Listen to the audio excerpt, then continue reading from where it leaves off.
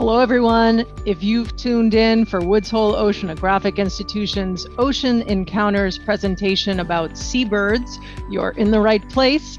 Joining us tonight are Universidad San Francisco de Quito evolutionary ecologist Carlos Valle, NOAA research ecologist Tammy Silva, and WHOI postdoctoral scholar and marine ecologist Francesco Ventura. Stay with us.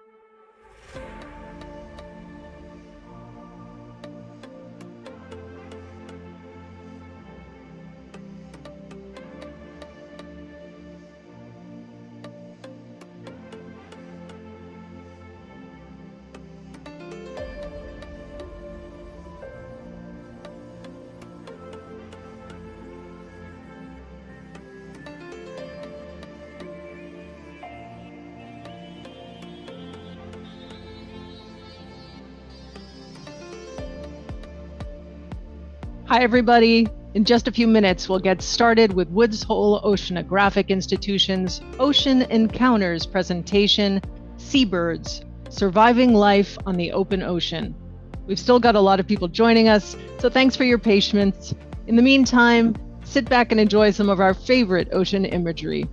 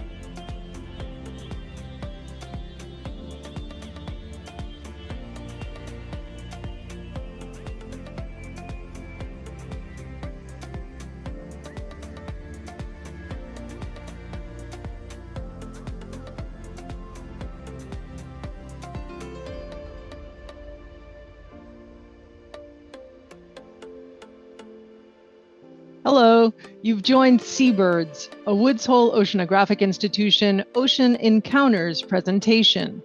We have a lot of people joining us tonight, so please bear with us. We'll get started very shortly.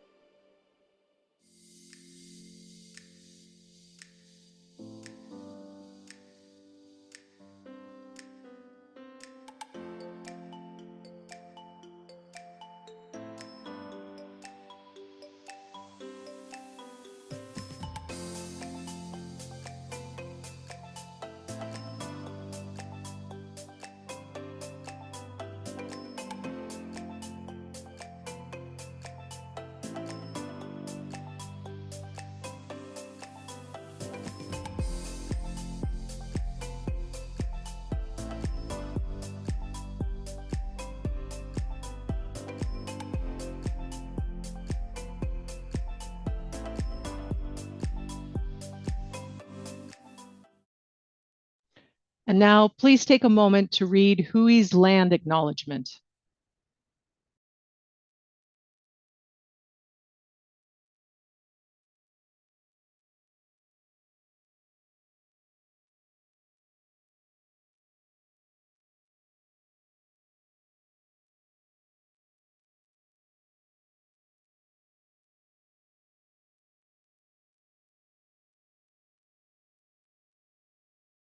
The ocean covers 70% of the globe. It gives us oxygen and food and millions of jobs. It brings joy and shapes our climate and weather. The ocean is life, and it belongs to everyone.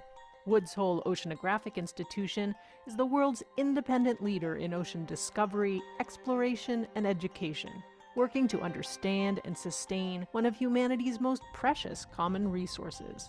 Join us today for our ocean, our planet, and our future.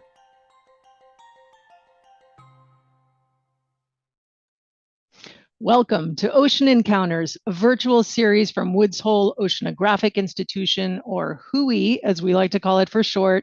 Tonight's event is Seabirds, Surviving Life on the Open Ocean. My name is Veronique Lacapra. I'm the host of Ocean Encounters, and I'm so excited to be back for our 6th season, believe it or not, of this event series. And I'm happy to say that Ocean Encounters has once again been named an endorsed activity of the United Nations Decade of Ocean Science for Sustainable Development. I want to thank our sponsors, Avatar Alliance Foundation and Dalio Philanthropies, for their part in making WHOI's Ocean Encounters events possible.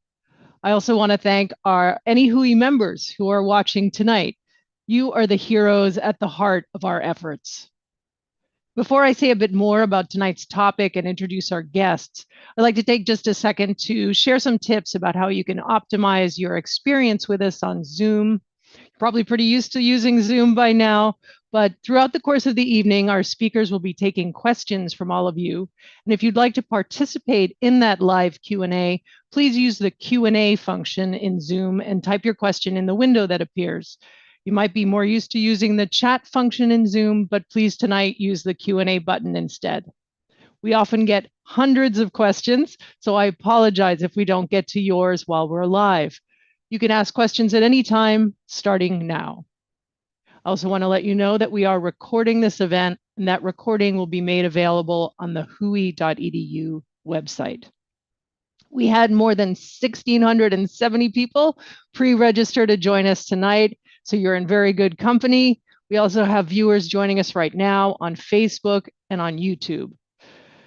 As a special gift for joining us all tonight, you can get 15% off on WHOI's online store. That's shop.whoi.edu. Just type the discount code Seabirds. Thank you and welcome to everyone. Let's get started. I have to admit, I hadn't thought a lot about seabirds until I met tonight's speakers and started to get up to speed for tonight's show, but they are really interesting animals. Unlike birds that spend their lives on land, near freshwater, or even on the coast, the birds we're going to be talking about tonight are uniquely adapted to life at sea and uniquely vulnerable to its dangers. Many seabirds live for decades and spend most of their lives far from shore, flying thousands of miles over open water to find food. They return to land only to mate and to raise their young. By the way, many seabirds mate for life, so happy Valentine's Day to them and to everyone watching tonight. Here to tell us more about these extraordinary animals are Tammy Silva, Carlos Valle, and Francesco Ventura. Tammy is a research ecologist at NOAA's Stellwagen Bank National Marine Sanctuary here in Massachusetts. She started out studying marine mammals, but now she also works with a type of seabird called shearwaters. Carlos is an evolutionary ecologist. He joins us from Quito, the capital of Ecuador, where he is the dean of the Faculty of Biological and Environmental Sciences at the Universidad San Francisco de Quito, or USFQ. But he actually grew up about 600 miles off the coast of Ecuador in the Galapagos Islands, and his research is focused on the evolutionary and behavioral ecology of seabirds there. My colleague Francesco is a marine ecologist and postdoctoral scholar here at WHOI. He is interested in the ecology of marine megafauna. His current research focuses on seabirds and the role of the environment in shaping their population dynamics and spatial distribution. Welcome, everyone. I always like to start with the basics on ocean encounters. So tonight, my first question is pretty basic. What is a seabird? I touched on some of their special adaptations in the introduction, but Francesco, tell us more about what sets them apart from other birds. Right. So this may be a basic question, but it's not necessarily a straightforward one. And I say that because there is still some debate over this fundamental question of what is actually a seabird. Let's say that seabirds, to be a seabird, you need to do two things, essentially. The first one is you need to breed on land, but the second and important one is that you need to make a living in the marine domain. You need to find food in the ocean. And under this very general definition, there are around 800 or over 800 species of seabirds. So as you can imagine, we have very, very different species, including some species that are supremely adapted for efficient flight, like albatrosses, some that are not great flyers, but great swimmers, like cormorants, for example, or puffins, and some that don't even bother and don't fly at all, like penguins. And my research at present focuses on Procellariform seabirds, which I find very fascinating because of what you were mentioning. So they lead these very long lives. They can live and reproduce for over 60 years. And they roam and wander across the ocean. And it is estimated that an albatross, by the end of its lifetime, can have traveled for over 3 million miles, for example, which is phenomenal. Wow, 3 million. So Francesco just mentioned that some seabirds fly very long distances. Tammy, why do they do that? Are they doing a sort of migration, or what are they doing when they're flying over those distances? Yeah, so sometimes they're migrating. So at Stellwagen Bank National Marine Sanctuary, our seabird research program focuses on the shearwaters, which are part of the Procellariforms that Francesco mentioned. And some of these species make some of the longest migrations of any animal on the planet. They will travel tens of thousands of miles, crossing the equator from the northern to southern hemisphere twice a year. And when they are down in the South Atlantic, for example, great shearwaters, they're breeding, they're making foraging trips, round-trip foraging trips that are thousands of miles long. And when they're up here in the northern hemisphere, on their foraging grounds, they're wandering across the entire Gulf of Maine looking for food, which you can see in that animation there. This is about 6 years of great shearwater tracking data that we've collected. So you can see Cape Cod and the sanctuary boundaries in white, and every color is a different bird. So they're using the entire Gulf of Maine while they're here during our summer for foraging. So when they're doing that, the migration though from the northern hemisphere to the southern hemisphere, so they're going from in the north of foraging grounds to the southern hemisphere to breed. Is that what you were saying? Right, that's what the great shearwater does. Yep. Okay. Francesco, how do they do it? How do these birds manage to fly so far over the open ocean without needing to go back to shore to rest? And without flapping their wings, some of the procellariforms. So the secret is in a flight behavior that is known as dynamic soaring. And here we have a diagram of how dynamic soaring works. Basically, when an albatross is, in this case, is dynamic soaring, it uses the first 15 meters above the water surface. So close to the ocean surface, the wind is weaker and it gets stronger as you go higher up. So what the albatross does is, first of all, it locks the wings in place with a tendon lock on the shoulders. It climbs upwind to then turn and descend with the wind. And then kind of repeating these S-shaped maneuvers, they can fly at virtually any angle with respect to the wind and head towards their goal without having to flap their wings. And by doing that, they manage to fly at very, very low energetic cost. And in fact, it has been estimated that they can fly at same or similar cost as when they're sitting on their nest. This is just to put things in perspective. That's amazing. Carlos, I want to bring you into the conversation. I mentioned earlier that many seabirds mate for life, but they don't all do that. You've studied some seabirds called cormorants. Now we have cormorants here in New England, but the ones in the Galapagos, first off, they can't fly, and they have a really unusual mating behavior. Tell us about them. Thank you, Veronique.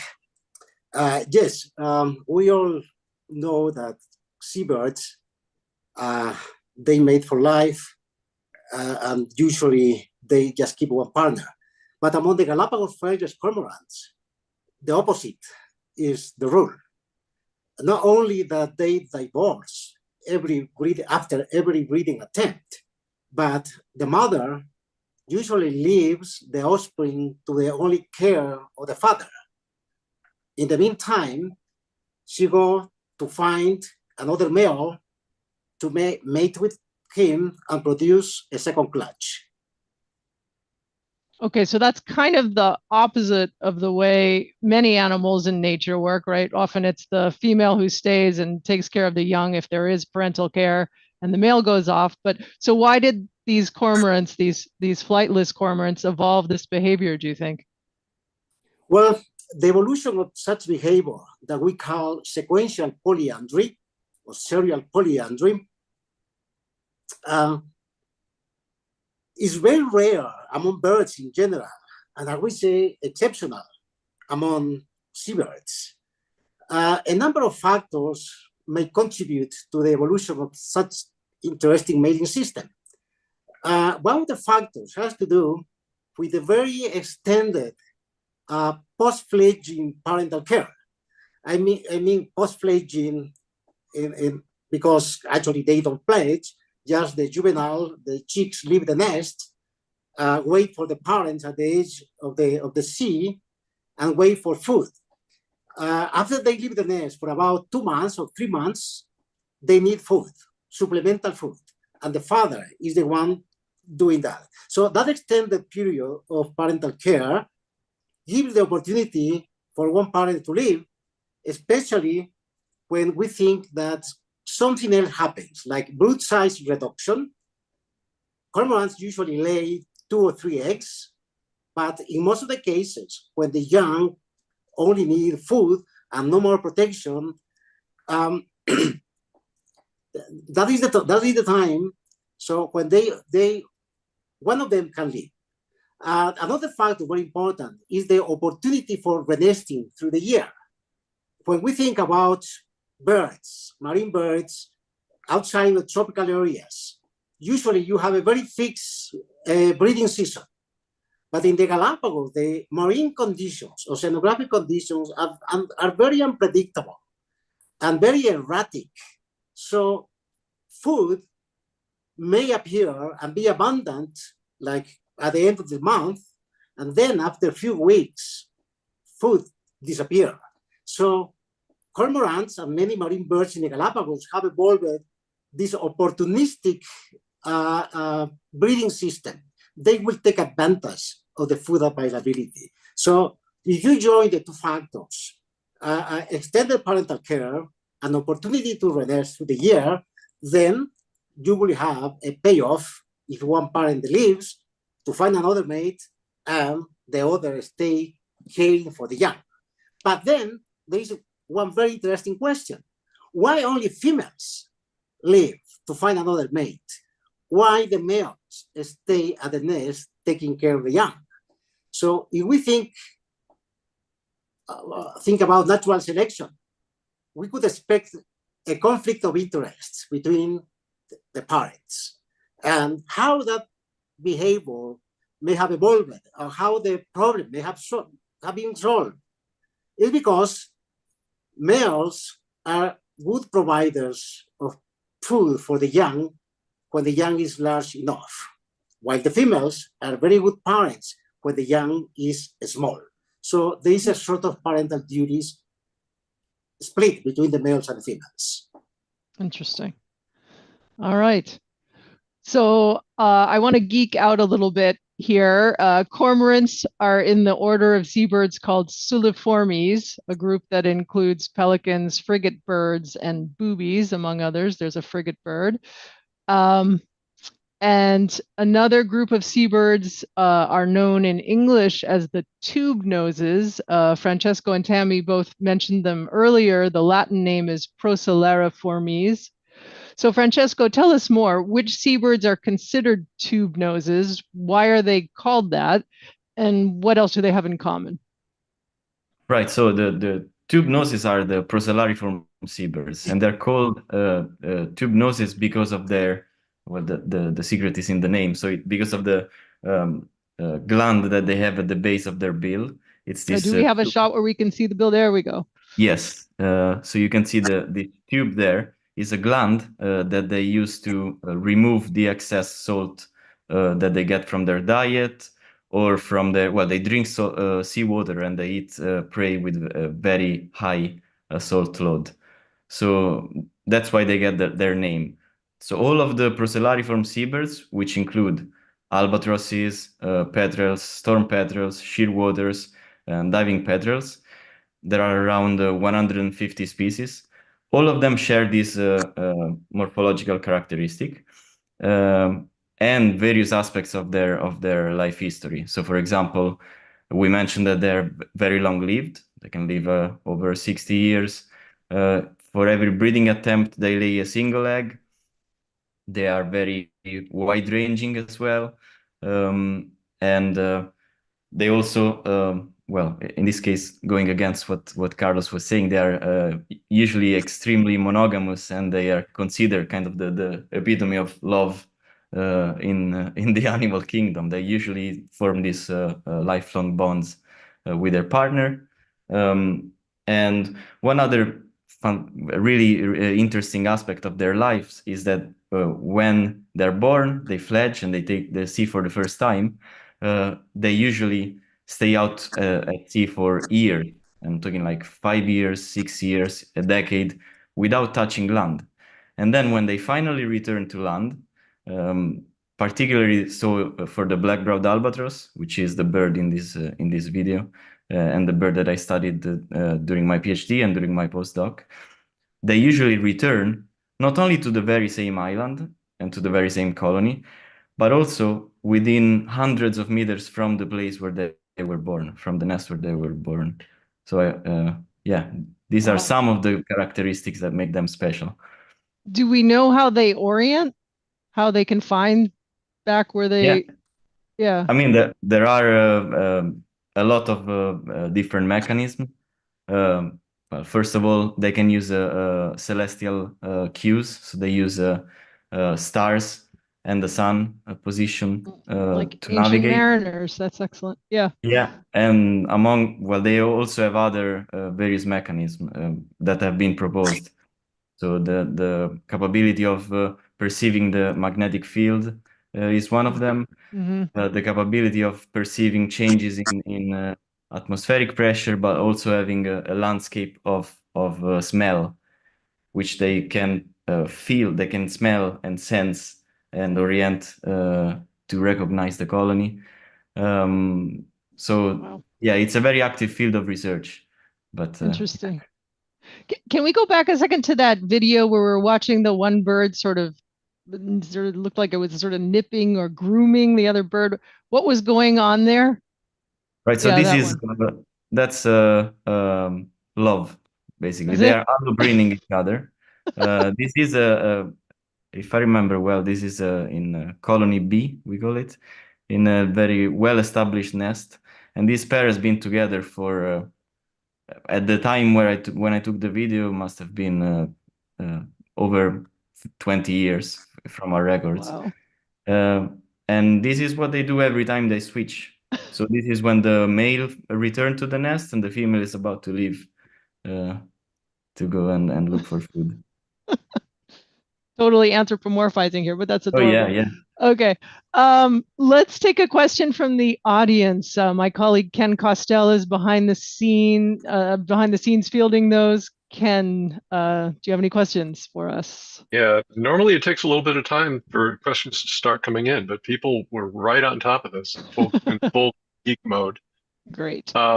Ethan from right here on Cape Cod at Falmouth High School, he wanted to know how do seabirds, if they spend so much time at sea from a very early age, how do they pass behaviors from generation to generation? Is it instinctual or learned? Instinctual or learned? Who wants to take that one? I can say something. Sure. I think it's like with many other traits, behavioral traits, part is genetics, part is learned. About orientation, for example, or about the foraging grounds, part could be in the genes, but also there are a lot of social learning. So in some species, for example, the baby birds learn from the parents the migration routes and also the foraging grounds. In the case of seabirds, like albatrosses that forage very far away, I think social learning is very important. Francesco, did you want to add anything? Yeah, I see you nodding. I just wanted to add that it's important to remember that seabirds could reproduce much earlier than when they actually go and reproduce. So the average age at first reproduction in our colony was around 8 or 9 years, if I remember well. But they could reproduce much earlier on, and it is thought that the period, the years between when they could actually reproduce and when they actually do so, it's because they need to learn a lot. So there is a lot of learning that they need to do, and the first years are critical and are the years in which survival is lower compared to the survival of adults. They really need to do their homework before establishing themselves as breeders. All right, Ken, let's do one more question. Okay, we had several people were intrigued by the amount of time that they spend, albatrosses and others spend flying or migrating. And a lot of questions are centering around rest. Will they land on the sea surface to rest? Will they land on ships at sea to rest? Can they even sleep while flying? All good questions. I wondered that myself. Who wants that one? Tammy, do you want to? Yeah, I can start. So we see shearwaters and other seabirds resting at sea. They'll land on the water surface and hang out there. One interesting thing about shearwaters is that they actually have to take off from the water surface. Like they can't just take off and fly from land. So they actually run along the water surface and take off. So yeah, they'll rest there and hang out at sea. And do they actually sleep on the water's surface? When you say rest, are they sleeping? That's a good question. I'm not sure. I've never seen them like sleep with their eyes closed. Or what about albatrosses that fly over these huge distances? Are they sleeping at sea? Are they sleeping in the air? What do they do? They do sleep at sea. Yeah. All right. I can tell something else about this. There was a study made on frigate birds in the Galapagos very recently. they were attaching some electrodes and some devices to find out whether the bird were sleeping or not. And they found out that, as a matter of fact, they can sleep on the wing, but usually half of the brain is like resting and the other half is sort of active. Wow. Mhm. So actually, while they're flying, half their brain is resting and half is Exactly. alert. At Okay. least that was found among the frigate birds, and probably that happens also among other species. Amazing. All right. Well, I want to talk a little bit about your research on seabirds and how you do it. As we've said, many seabirds are pelagic. They spend most of their lives far from shore, flying high above the open ocean. As a researcher, that's got to make them hard to study. So I'd like each of you to take us, metaphorically speaking, on a research expedition with you. What would that be like? Let's start with Tammy, then Carlos, then Francesco. Yeah, so we're a little unique in that we study seabirds while they're out at sea in the open ocean, whereas a lot of researchers will study them when they come to land. A little bit easier that way. So we have some unique challenges to actually get our hands on birds at sea. So we're doing all of our work in the Stellwagen Bank National Marine Sanctuary or surrounding waters of Cape Cod. And so we head out on our main research vessel and we launch a small little inflatable boat, which you can see in that photo there. That's one of our collaborators, Linda Welch from the U.S. Fish and Wildlife Service. And it turns out that great shearwaters that we're interested in will readily come to bait. So we chop up lots of pieces of fish and squid and fish guts and toss them out. And we actually use the chuckets, what you use to throw tennis balls to your dog. So we'll pick up a big scoop of bait, chuck it out, get the birds to come close to the boat.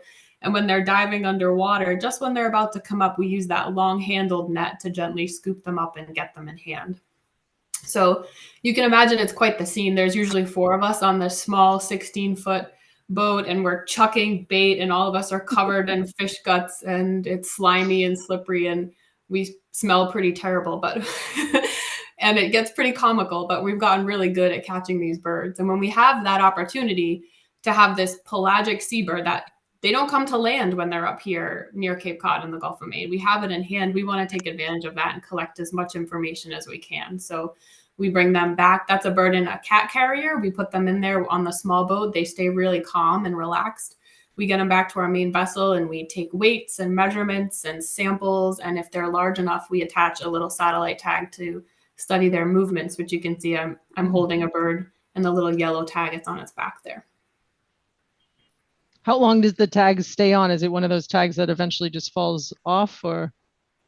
Yeah, so we attach it with biodegradable sutures, like veterinary grade sutures to the skin. And the longest we've had, the average transmission length is about 120 days, but we've tracked some birds. We usually tag them in July, and we've had a couple last until January or February or so. So a few months. All right, cool. Carlos, tell us about how you study birds in the Galapagos.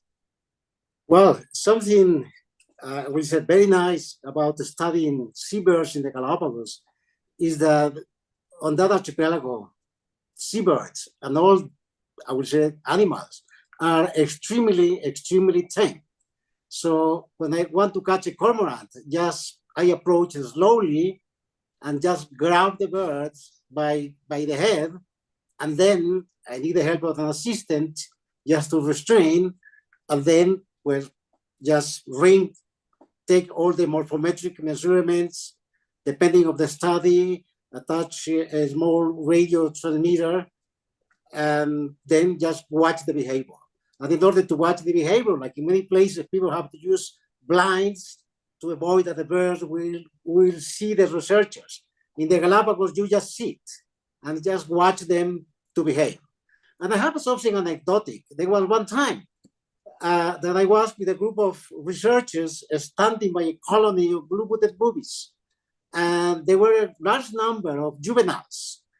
And the juveniles were very hot, the intense sun, tropical sun. And very soon, the juvenile blue-footed booby approached to us, and one of them gets in the legs, between the legs of every researcher. They were looking for shade. And was Yeah, amazing. just like they do with their parents when they're little. Yeah, that's great. What are you holding in this picture? Those aren't cormorants. They're too small. I have been also working with the storm petrels. Ah, okay. Very tiny. Neat. All right. And Francesco. Right. So my field work usually starts with me getting stranded in some deserted island somewhere. Most of my field work was during my PhD was in the Falkland Islands on an island called New Island, where I studied the black-browed albatross, and we have around 500 nests that we monitor since 2003, and there we virtually know everything about the breeding birds and the birds that were born there. So we ring them, and then we follow them through the years. We also use some GPS tags. We deploy some GPS loggers on the birds.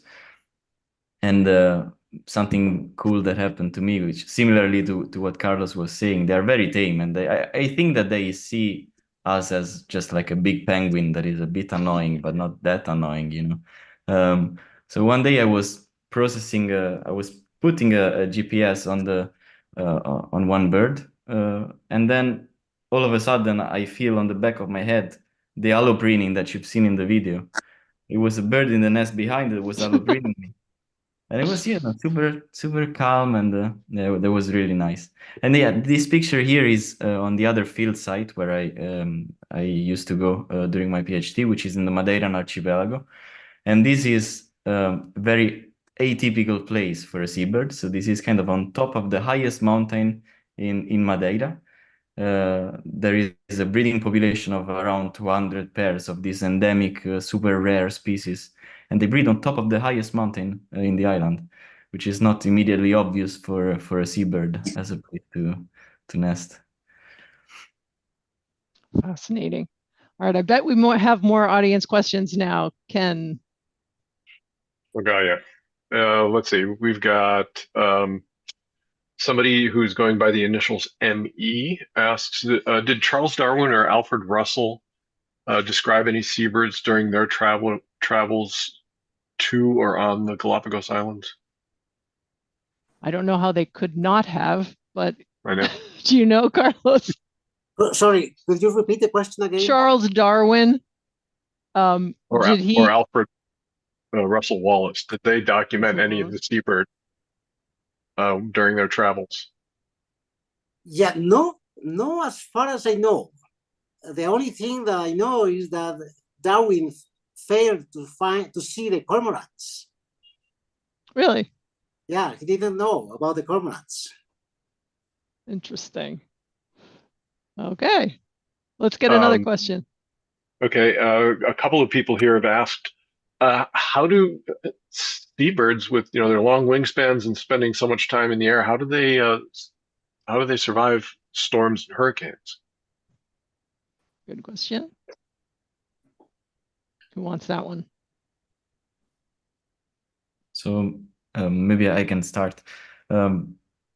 It's obviously very difficult to study how do they do that, because first of all, hurricanes are not very frequent, and also you need to tag and you need to track the right bird interacting with the right storm, right? So it's not very easy. But what they found out is that some of the some shearwaters of the coast of Japan, if I remember well, are capable of not only circumnavigating the cyclonic system, so that they can avoid and implement some avoidance maneuvers to escape the very strong winds, but also they can head towards the eye of the cyclone, and therefore they can kind of pursue the calm conditions and then wait for the worst to pass and then resume foraging. And they do so because they can sense changes in atmospheric and in barometric pressure. So this is something that, I mean, that they can avoid very rough conditions is been documented also in some passerines, if I remember well. So it's not surprising. But what was surprising from a recent study is that they head toward towards the eye of the system, which is Wow, pretty that's cool. amazing. Tammy, what about shear waters? Do they avoid storms? Yeah, as Francesco said, you kind of have to have a little bit of luck in that you have birds tagged right at the same time as you have a storm. And that hasn't happened too often in our data set. I can say we've had one bird tagged relatively recently when a storm came up the East Coast, and it did seem to avoid it. But Okay. Can I just add one very quick thing? I promise. Yeah, I of think course. this is something that really blew my mind a little bit. We tracked, well, my PhD supervisor in the past tracked a gray-headed albatross from South Georgia, and they measured the bird before and after, so before the trip and when the bird returned to the colony. The measurements were fine. The bird gained weight just normally as any other bird. Then we looked at the GPS.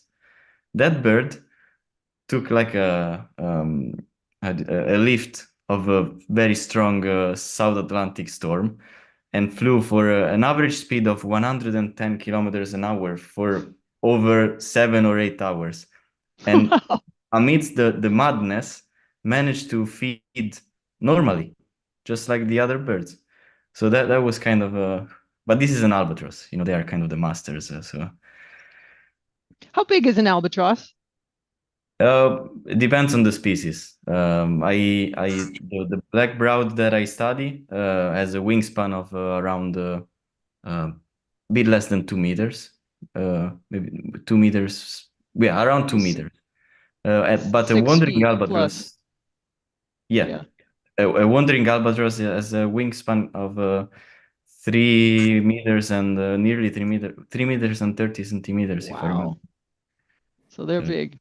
Yeah, they're big animals. Amazing. All right. I want to talk now a little bit about some of the threats facing these amazing animals. Before we get into the specifics, how are seabirds doing in general? Francesco, let's stay with you.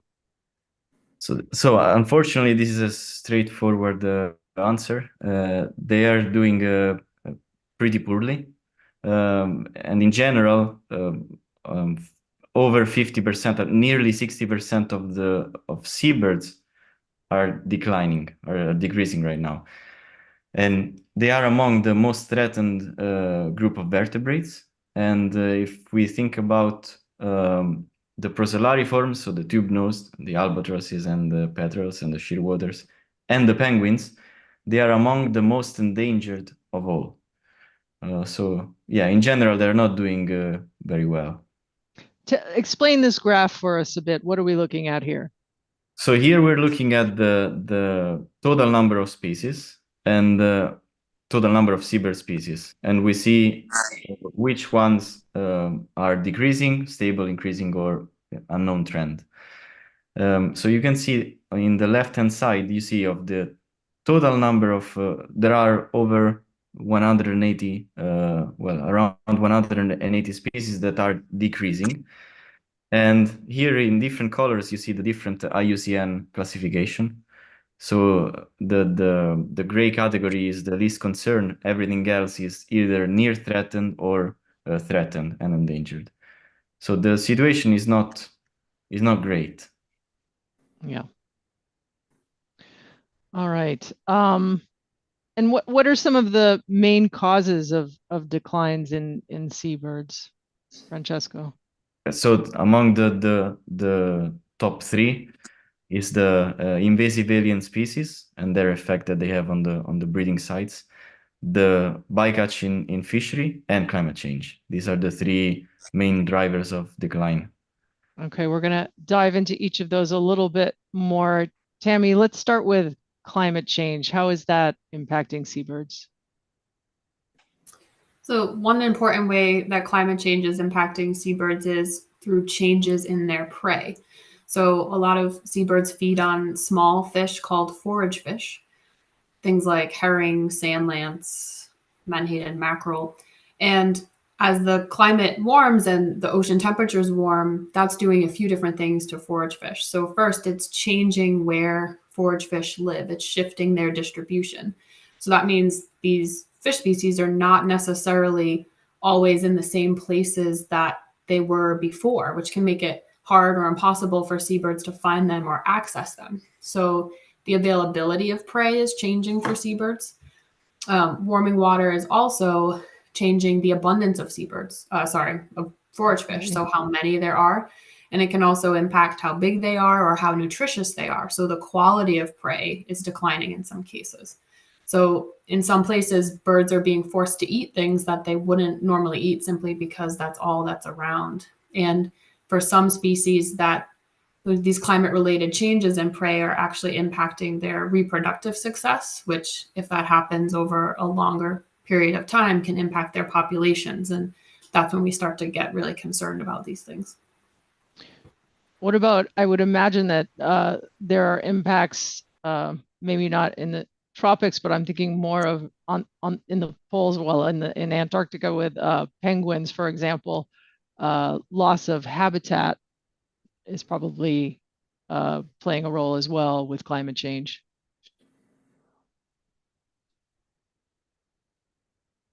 Carlos, let's go to you, back to the tropics. And how is climate change affecting seabirds in the Galapagos? Well, I think it's in the Galapagos, climate change mostly associated with the intensity and frequency of El Nino events. So over the years, in the last few decades, we are having more frequent and more intense. And in the islands, when we have an El Nino years, means that fish migrate both vertically or horizontally. Food disappears for most of marine predators. So they stop breeding. And then if the El Nino effect is very strong, like for example, in 1982, 1983, mortality starts. Just to use the example of the El Nino 1982, 1983, about 80% of the penguin population of the islands was gone. And about 50% of the Galapagos flightless cormorants also disappear during the El Nino events. So even we can say that the population, the species are adapted to that kind of impacts on the Galapagos. However, if the frequency increases, so many species will be in trouble. And one of the main reasons is also because in the Galapagos, several species have very small population sizes. So I'm going to make you back up a little bit. Tell us what an El Nino is for people who may not know. We're actually in a El Nino right now, but what is an El Nino? Well, during the El Nino, you get a part of the ocean. Let's think about the Pacific.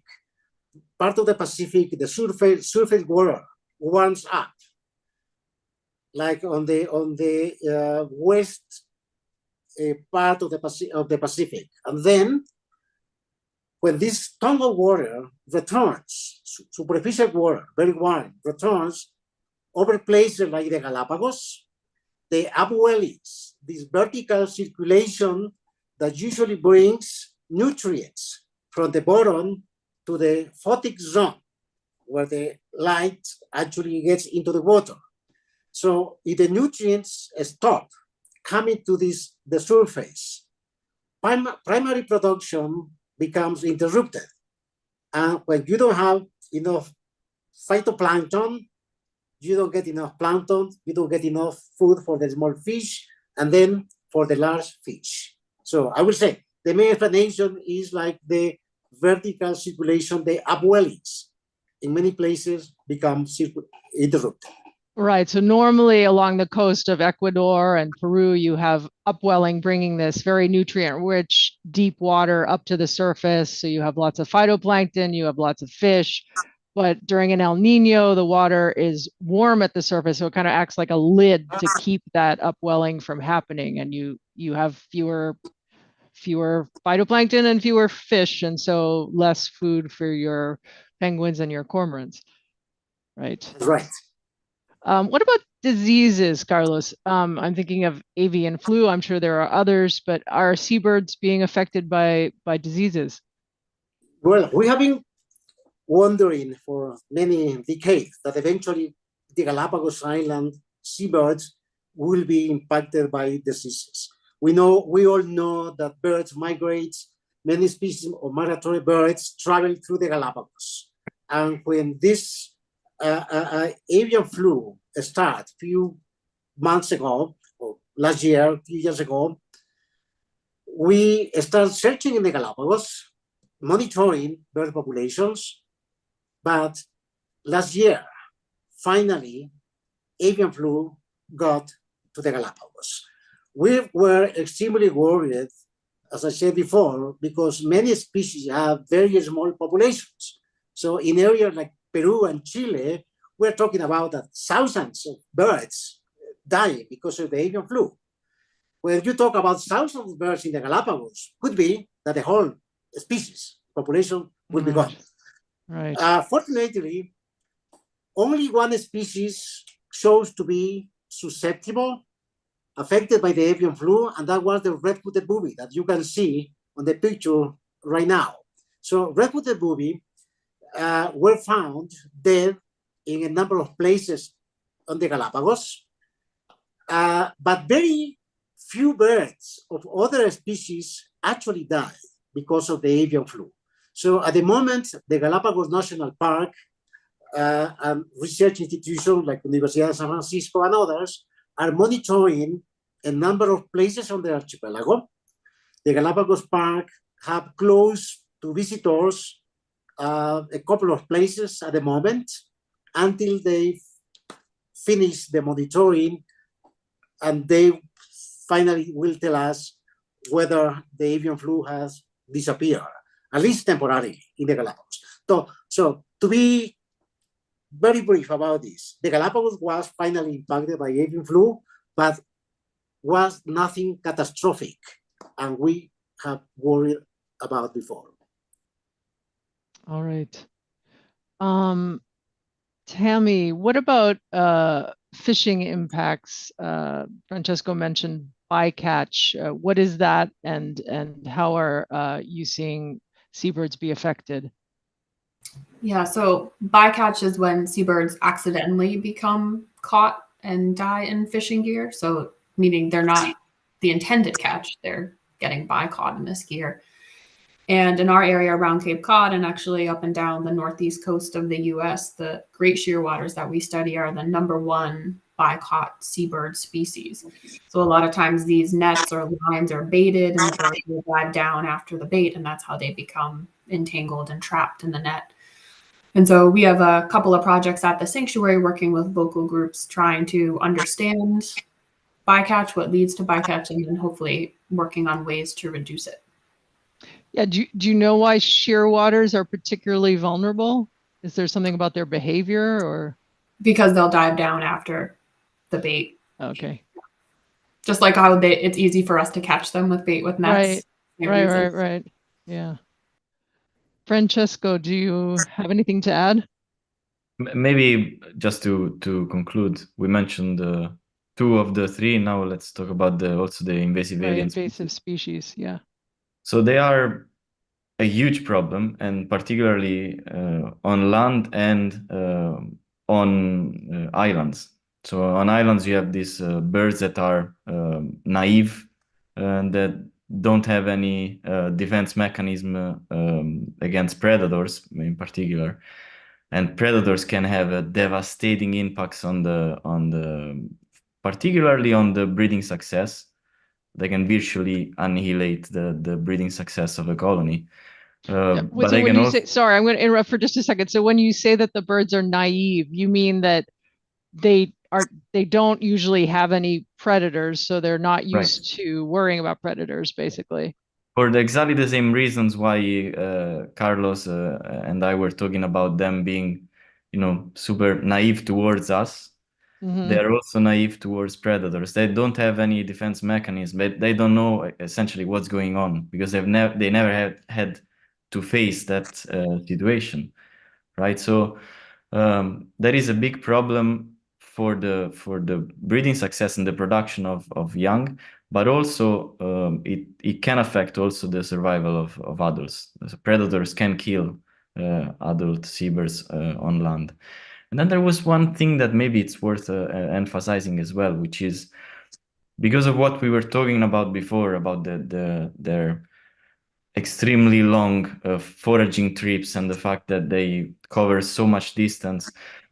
These birds don't live in exclusive economic zones. These birds, the home of these birds is the pelagic domain, is the international waters. The high seas. And there, it's the high seas. And there it's very, very difficult to get real estimates of the extent of bycatch.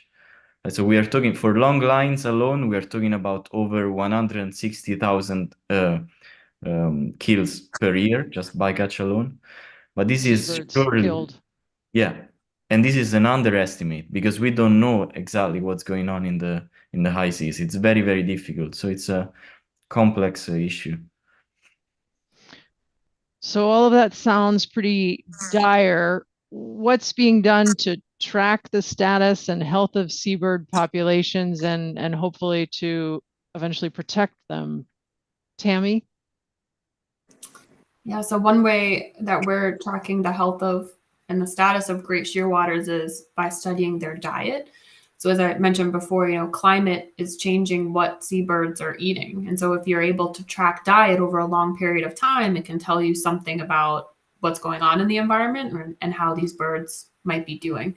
So when we're out on the boat, when we have the birds in the cat carriers, we line the bottom with aluminum foil to collect a poop sample that we can analyze and look at prey DNA. And then we're collecting other tissues like feathers and blood, and we actually collect exhaled gas. We call it the bird breathalyzer, a little mask we put on their nose to collect their breath.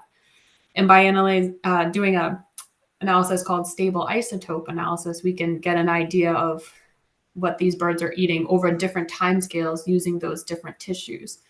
And what we've learned about the great shearwaters off Cape Cod and in the sanctuary is that they prefer to eat a fish called sand lance, small schooling fish about the size of a pencil. And there you can see a great shearwater eating a sand lance in that photo. So really, if you care about shearwaters and seabirds, then you really also need to care about their prey and what they're eating to make sure that we can protect them. Carlos, what about in the Galapagos? Well, in the Galapagos National Park is monitoring yearly several species with small populations.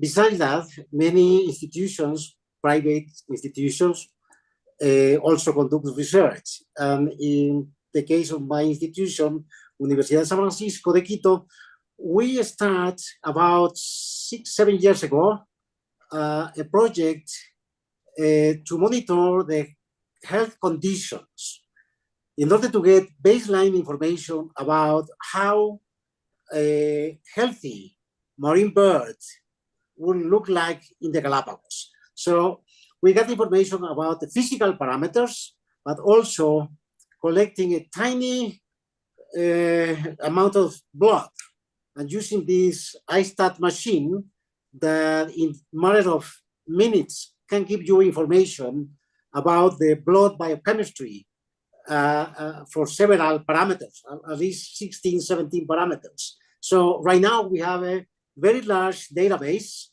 about the conditions of about 80 species of Galapagos seabirds.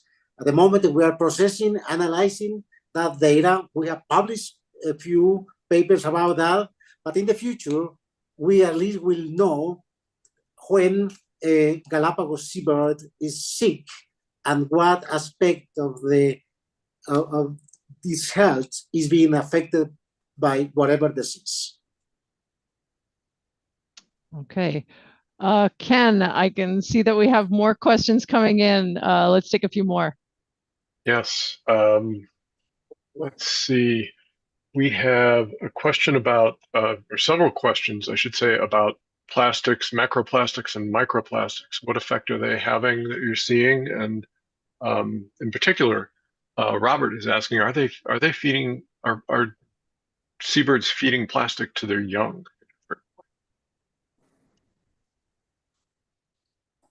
Tammy, you want to take a go at that one? Sure. Yeah, we definitely see plastic ingestion with the Great Shearwaters. We worked with our colleague Anna Roebuck, who's now at the EPA, that's done analysis of this, doing necropsies of actually bicaught and stranded Great Shearwaters, and we see lots of microplastics in their gut. Because we study them here, I'm not sure if they're feeding it to their young, but we definitely see a lot of it. Yeah, I actually got to see a necropsy of a shearwater where you could see the plastic in their stomachs. Anybody want to add to that? Maybe regarding the question of whether they're feeding that to their young or not. I think I know. Well, I've seen the very heartbreaking footage of what's going on in albatrosses in Hawaii, and in particular they forage close to the the big plastic island, and therefore they're subject and they're exposed to a lot of contaminants, and the adults regularly eat plastic, and then because they feed the young, to feed the young they produce this oily substance that they then regurgitate to give to the young. The young also gets a lot of plastic load. So you could see the chicks dying and their belly full of plastic, and so yeah, it's happening, and it's really sad. Yeah. Ken, any more questions? Oh yeah. I think with all the mentions of predators and predation on seabirds, several people were asking what animals actually predate are predators of seabirds, and somebody specifically was asking about sharks, but then also, are humans predators of seabirds? Are there groups of people or cultures that actively hunt seabirds for food? All right, I don't know. Who wants that one? So I believe there are groups of humans that use seabirds for food. The one I'm thinking of is in New Zealand, they will eat shearwaters there. And what about predators, animal predators? What kind of things eat seabirds, and is there anything that eats the adults, or is it all the eggs and the chicks? I can talk about Galapagos. Well, in the Galapagos, the main predators of marine birds, seabirds, especially when they are on land, are cats. Cats are very aggressive. Feral dogs in some places occasionally attack, but the bigger one are rats. Yeah. Two species have been identified in the Galapagos, the Norwegian and the black rat. They are very aggressive predators, and attacking not only the small ones. Like you may think a rat, not too big, may only attack species like shearwaters or maybe the salt petrels, but also they go for the very large one. So especially when they are nesting, the birds are sitting on the ground, and that is the moment when a rat could be very, very aggressive and actually kill a large bird. Wow. So that's an example of invasive species and the problems there that Francesco was talking about earlier. It's cats, rats, mice, pigs, and but even animals like that you wouldn't immediately associate with a huge issue like rabbits or goats. They can actually completely change the habitat composition and maybe make the soil different and make it more difficult for seabirds to burrow, to create burrows, and so yeah. Yeah, so not just direct predation, but changes that can make it hard for them to nest or do what they need to do. All right.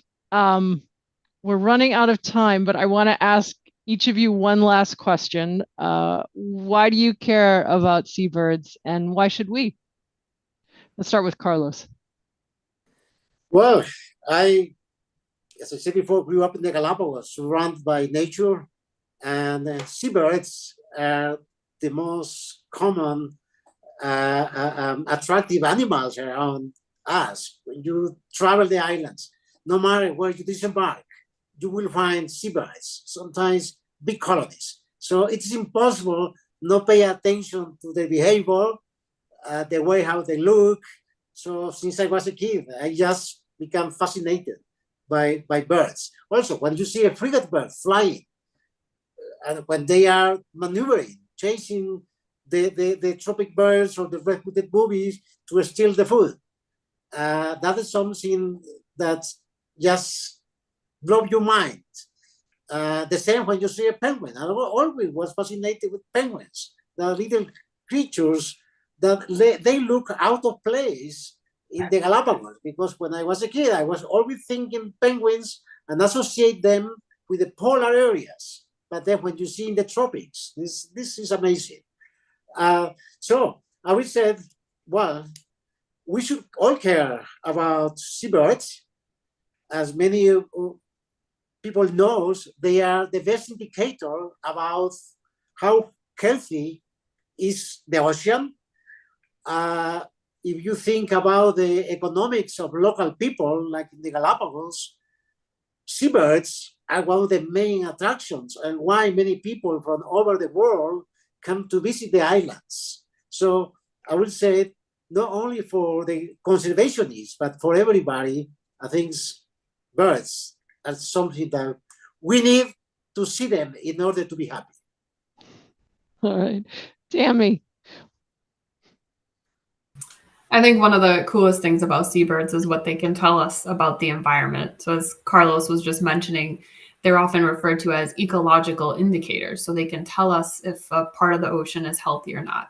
You know, because seabirds are so mobile, if the environment's not good or there's not food there, they're just going to get up and leave. They're not going to stay. And so areas that have lots of seabirds are generally thought to be, you know, really healthy ecosystems. So by tracking birds, it can tell us where those healthy, really productive parts of the ocean are.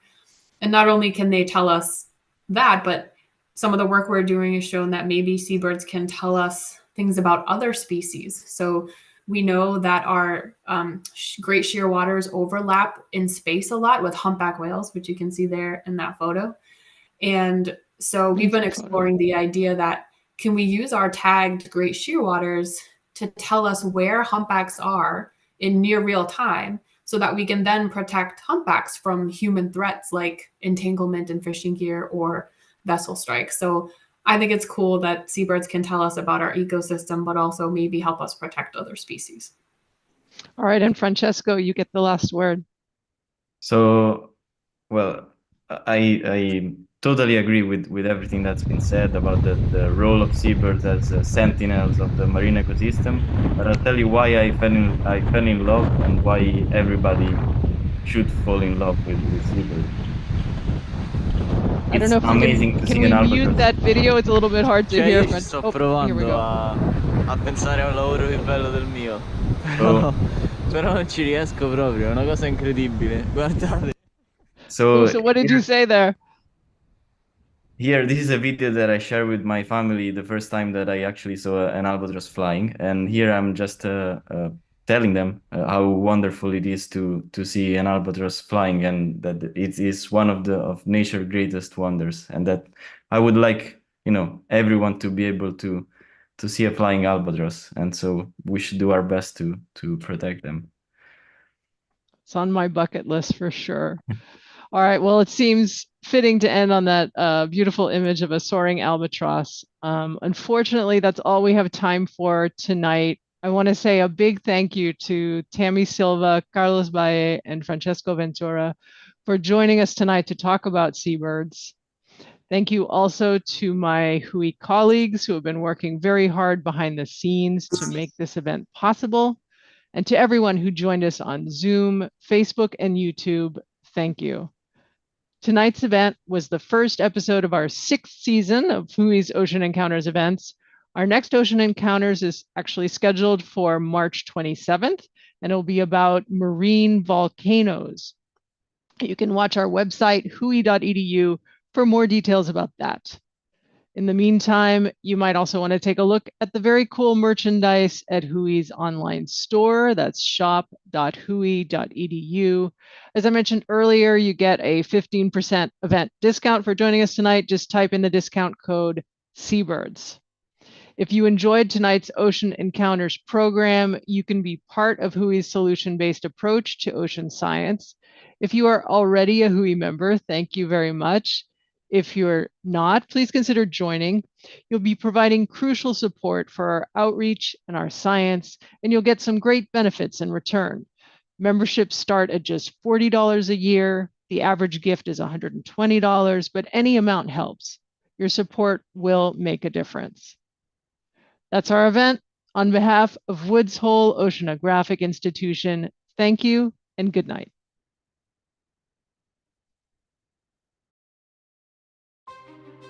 Out where the seas are the deepest and the mysteries the greatest lies our future. The ocean is our last unexplored, ungoverned frontier. The life support system for our planet, inextricably linked to our climate and weather, and to the lives and livelihoods of countless people around the globe.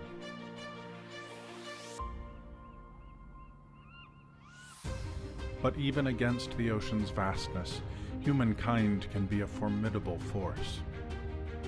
What happens next demands action that is rooted in scientific understanding and unvarnished truth, because our world stands at a fork in the road. In one direction, we watch the ocean being catastrophically altered beyond its ability to sustain us. In the other, understanding outraces exploitation, and we help steward and protect this most precious shared resource. What will be the legacy of the 21st century? Together, we can unleash the world's most creative minds, passionately dedicated to ocean science, engineering, education, and policy. Together, we can provide the expertise needed to know what works and a trusted voice to present the facts as we uncover them. Together, we can shape the future. We can inform governments, businesses, and conservationists. We can generate new knowledge in service of society. We can be the catalyst for change. It is more than our responsibility. It is the defining moment of our generation. We are explorers, students, and stewards of the ocean, and this is our time.